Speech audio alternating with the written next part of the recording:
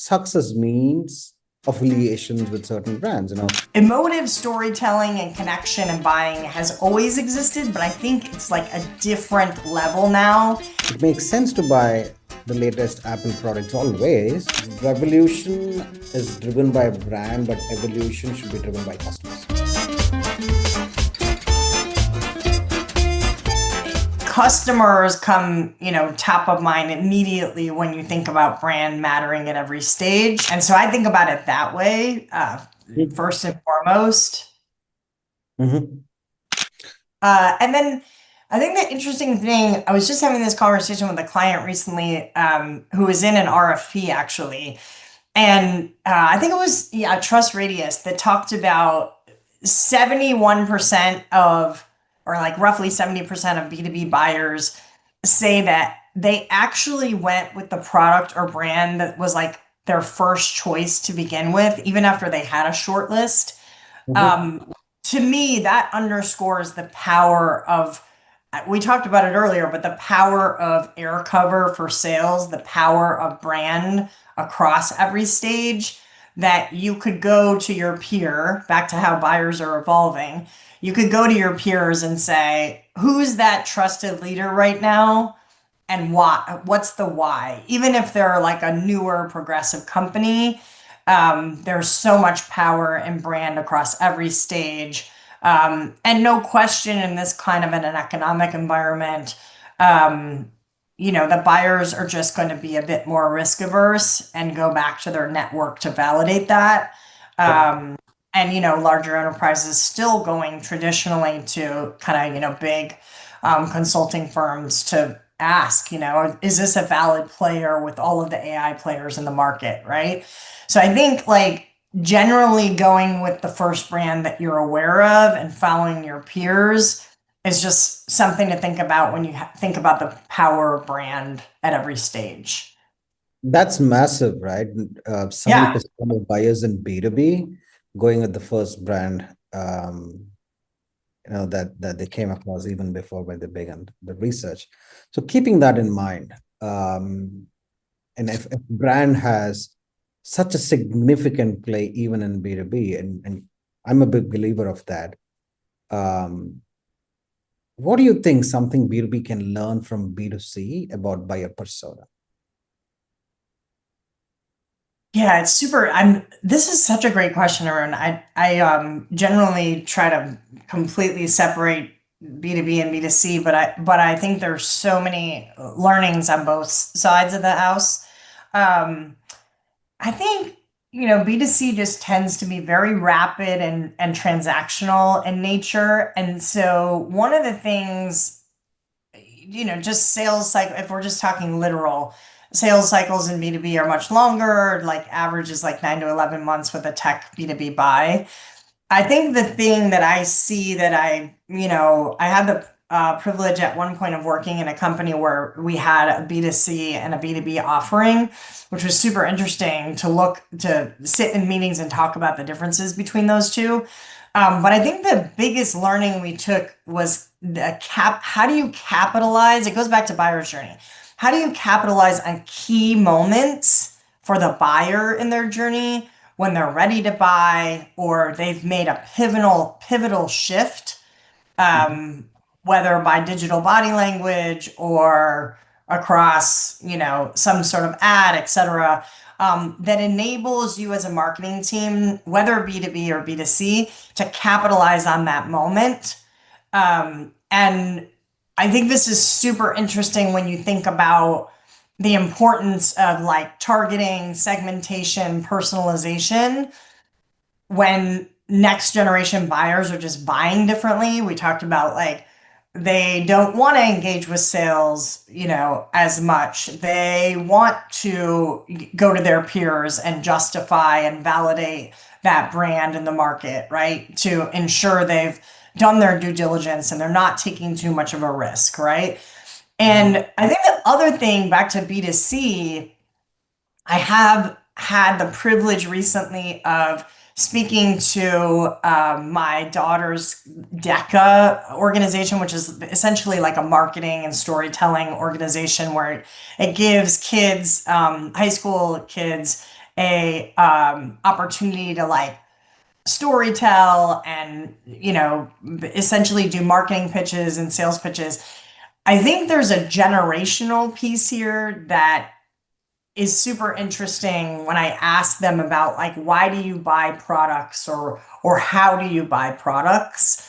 And I think we have to think about that as well from a B2C and a B2B perspective, because the expectations now are that your B2B experience is going to be just like my B2C experience, which we know full well that that doesn't currently exist in that way. There are some B2B brands that are getting better at it.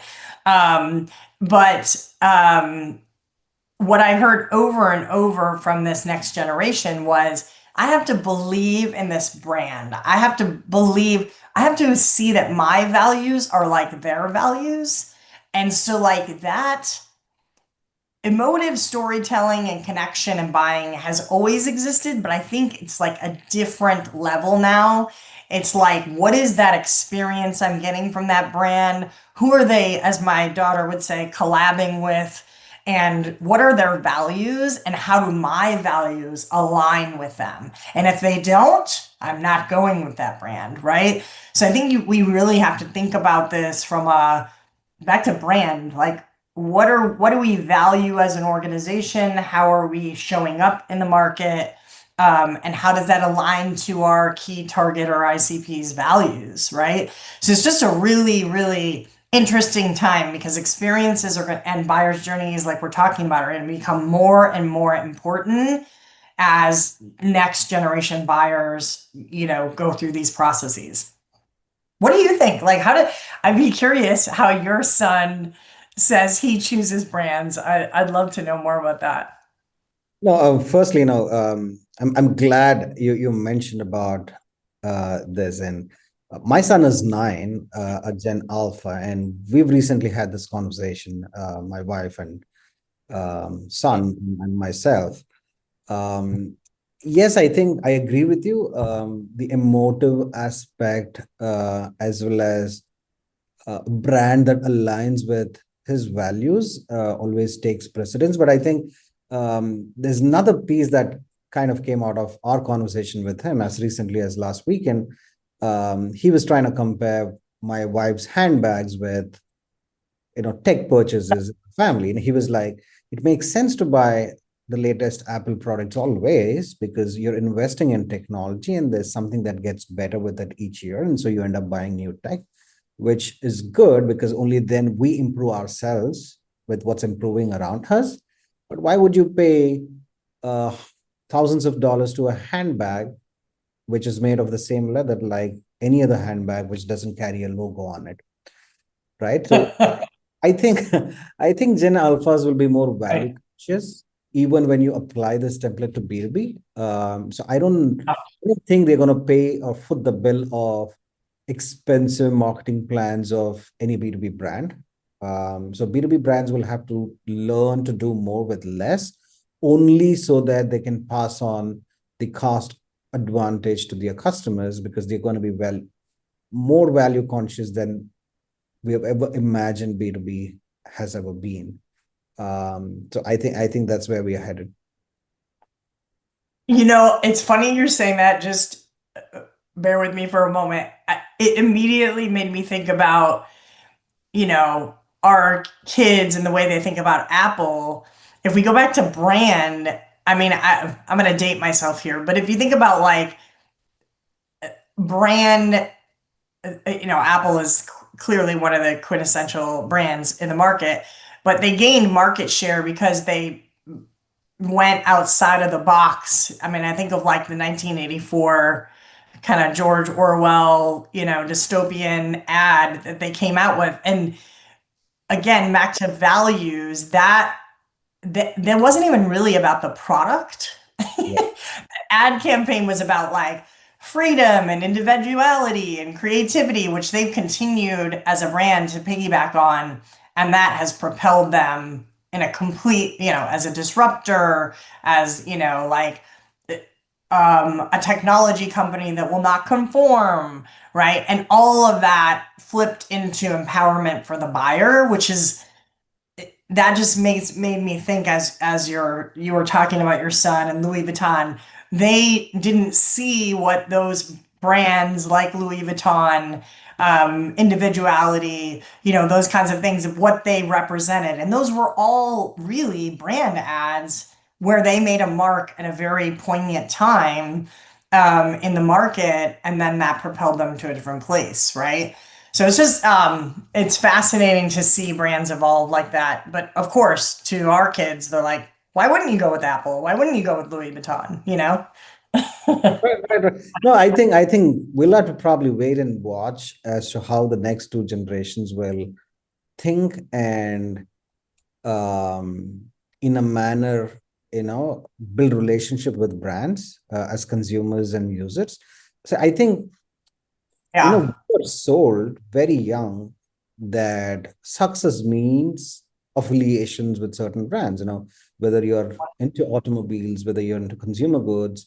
I'm a big time car guy. I'm a petrol head. And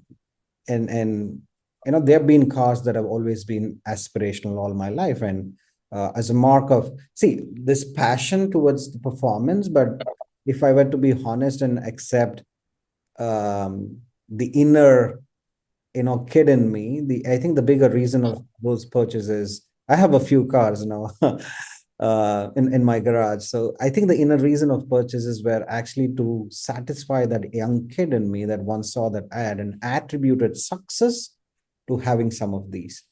Yeah. Comes actually putting them to test and performance and taking them to a track day and enjoying. That's the second piece of it, right? And it could be different for different people. People have emotional connection with different hobbies, and there are brands that then tie with each of their hobbies. So for me, it's all about automobiles. I spend my time either on a track day or just driving up and down. For you, Yeah. music, it could be something else. And a barrage of brands that comes in everybody's life. And it ultimately comes down to, like you said, do these brands values align with what we think and the way we see this world? Ethical aspects of brands. I think it's increasingly becoming important even in B2B. It's not just about what you do, it's also about how you do and how responsible you are as a brand. And I think that's a very good development. And the last piece, I think, the only change in a manner that we have not probably seen in the recent past, which will be the case, I think, in the next 5 years more so, is value consciousness. See, B2B always has been, in case of enterprise purchases and so on, there's always been big flow of money, hundreds of seeds being licensed at millions of dollars a year, tens of millions of dollars a year. I think when the Gen Zs and Gen Alphas will become the users themselves, they probably would have a significant say to these buying committees and say, we are going to be the super users, we are going to be the power users. We rather decide what we need to use, and we are value conscious people, and these are the brands that we vote for. And if we end up using it every day, and maybe you give us the right to choose what brands we want to work with, kind of thing. And I'm just thinking out loud, but yeah, I think we are headed that way. If nothing else. Well, and to your point, Max, at B2C and B2B, Apple is another prime, not that like I'm #1 Apple fan, but they're a prime example. I am a big fan, by the way, but they're a prime example. And let me take Apple and then take some car brands. And I'm not a big car person. However, it sounds like you are. And I have a very good friend who's a big car person. But Apple has done a phenomenal job back to balancing what their community has said they need with innovation, right? Like the whole Steve Jobs analogy is, if I had asked my community, then we wouldn't have what they wanted. We wouldn't have the iPhone. However, they balance that as they launch products with what the community is saying they need, and they feel a part of that user experience, right? And then to cars and Apple for that matter, back to collabs or like that emotive experience, it's like musicians, actresses, seeing them experiencing the brand and partnering with them. And do I like this musician? Do I like, they are already leaning into appealing to that next generation experience. And clearly tapping into the emotive thinking of their demographic, like you just said. Like, why am I attracted to a specific car? Because that's something I dreamt about as a young child, right? And then I see others experiencing it in my same demographic, right? So that, I mean, to me, that's really genius marketing and is, market shaking. Right? As we see when we think about car brands that are and Apple that have gained market share in, astounding, significant ways. No, I'm glad you mentioned about the Think Different campaign, how it impacted Apple, Yeah. iPhone, and you also touched on how later stage they always kept their customers in loop. See, I think to sum up what you just said, I think based on what you said, now that I think about it, when brands end up revolutionizing something, they probably need to do beyond what the customers are expecting. But then when the evolution comes into play, they've already done the revolution, they've launched a product, but then you continue to evolve it every year. That's where participating with customers makes it all the more important, right? So to put it simply, revolution is driven by a brand, but evolution should be driven by customers.